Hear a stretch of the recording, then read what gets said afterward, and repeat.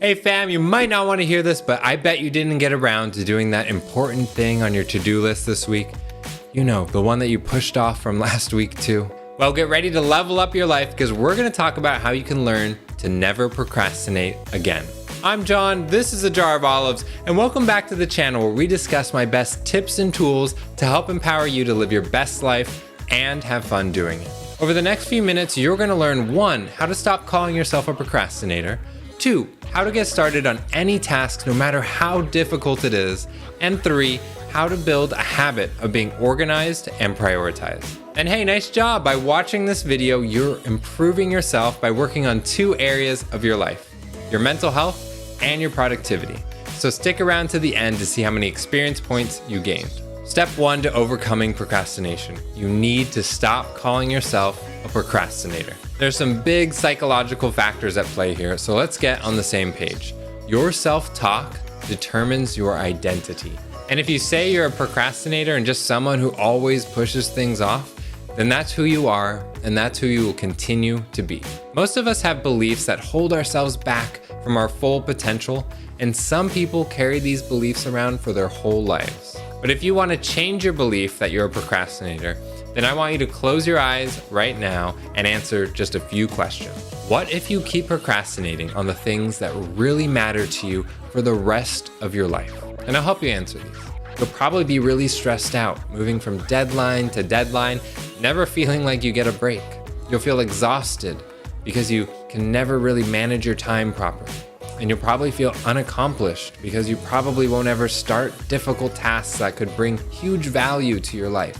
Like starting that book you want to write, or applying to that more fulfilling job, creating that dating profile, or picking that new hobby up. Now pretend that 5 years have passed. What if you still didn't accomplish any of the things that you wanted to because of your procrastination? How would you feel 5 years later being in the same spot? And how would you actually feel? Be brutally honest with yourself. What emotions come up? Who might not be in your life anymore because of it? Now flash forward 10 years. How would you feel then? What has this limiting belief, the belief that you're a procrastinator, ultimately cost you? And then flash forward to the very end of your life. With your final breaths, you think back on how things went and all the things that you never got around to doing.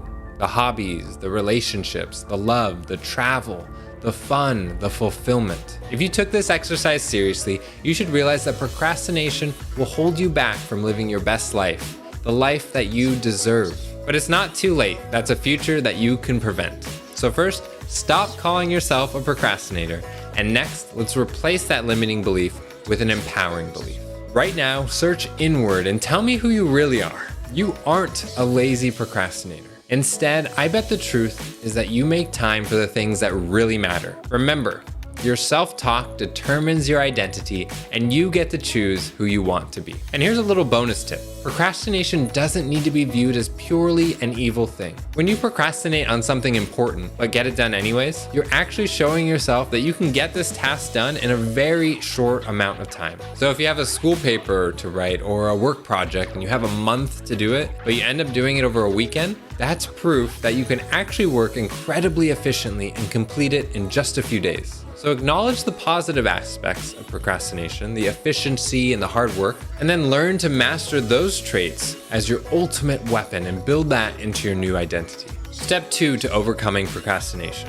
Here's how to get started on any task, no matter how difficult it is. Begin by taking your task and breaking it up into smaller, more easily achievable tasks. For example, let's say you want to become a video game designer, but you have no idea where to start. Break it up into categories. Like first, you need to learn about what the job entails. Second, you need to learn what education or training you'll need.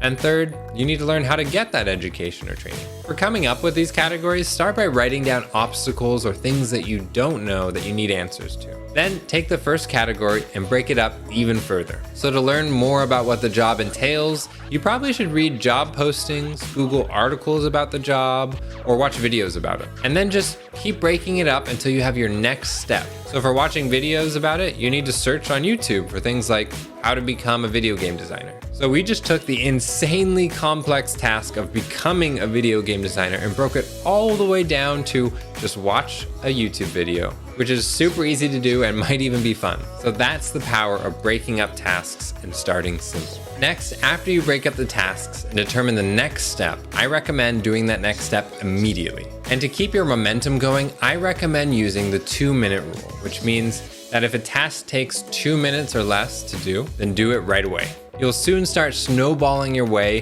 through the tasks, and before you know it, you'll be done with a significant amount of work towards your goal. Here's an example. Let's say your first task was to search for video game designer jobs on LinkedIn. That definitely takes less than 2 minutes to just type in video game designer. Then from there, either read a few of them or save them to a folder so you can read them later, which only takes a few more minutes. So you get that one done. And then you could go to YouTube and search for a video, which might take only 5 to 10 minutes. So essentially in less than 15 minutes, you completed several tasks.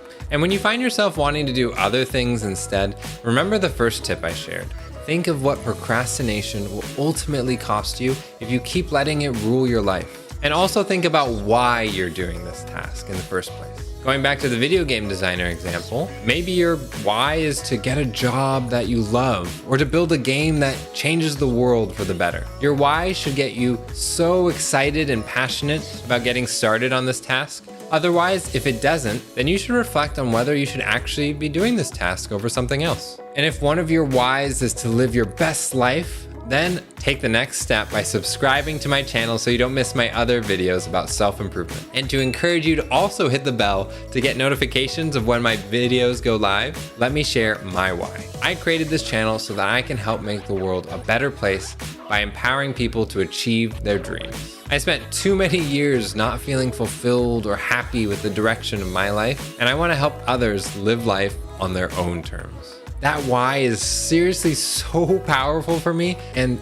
thank you so much for watching this video and supporting me. Also, I have a Discord server where you can meet other people interested in living their best lives and achieving their dreams. The first 1,000 people who join using the link in the description below will be given the special role of champion, which essentially means you get exclusive access to perks like a private channel to chat with other champions and myself. But anyways, let's jump into the final point. Step 3 to overcoming procrastination, you need to build a habit of being organized and prioritized. I highly recommend using a to-do list app. My favorite is Todoist, which I have a video on linked in the description below. With this app, you can not only add tasks, but you can also set priorities to keep you on top of the most important tasks and set things like daily, weekly, or monthly reminders.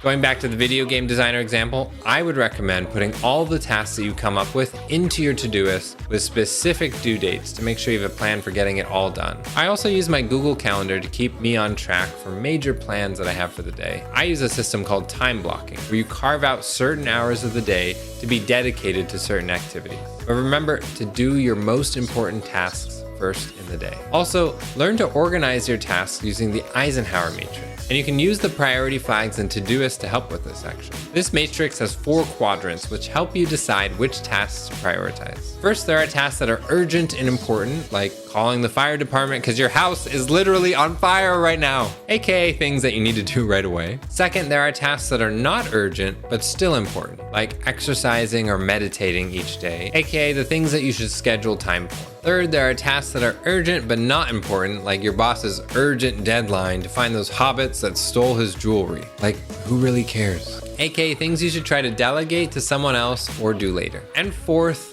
there are tasks that are not urgent and not important, like mindlessly scrolling on social media after an hour or 2. These are tasks that you should try to remove entirely from your schedule. And my final tip for building a habit of being organized and prioritized is to reward yourself after completing tasks. Remember, this is your life, and if you don't enjoy the journey, then what's the point of it all? So after you get a task done, watch a fun video on YouTube, an episode of your favorite show, or maybe a fun snack, or hell, maybe a shot of vodka.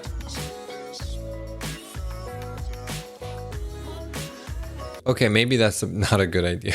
So now you know 1, how to stop calling yourself a procrastinator and instead set a new empowering belief for yourself. 2, how to get started on any task by breaking it up and focusing on your why. And 3, how to build a habit of being prioritized and organized. But let's take a step back to remember why you watched this video. You probably think you procrastinate a little too much and you want to change that. Well, experiment with the lessons I shared in this video, but just do the things that work for you. So if you prefer not to break up tasks in the way that I described and instead have a different system that works better for you, then great, keep doing that. Remember, you are in control of your life. Don't sweat the little things and take it day by day. And hey, smile a little and enjoy the journey too. And congrats, by watching this video, you've directly improved your life across 2 categories: your productivity, because you're learning to eliminate procrastination, and your mental health, because by making more progress on the things that matter to you, you'll feel happier and more fulfilled. So let's see how many experience points you got.